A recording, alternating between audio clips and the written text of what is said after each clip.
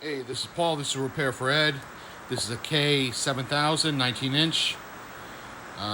Came to me in desperate need of a rebuild. I gave it a good rebuild, good reflow, fixed all any burnt traces that were there that needed to be repaired.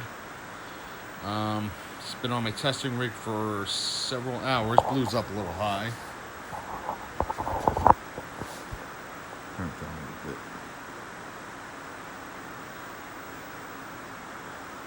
There we go.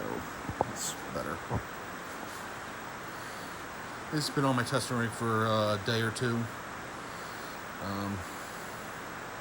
Not too much else to report. This guy is looking good.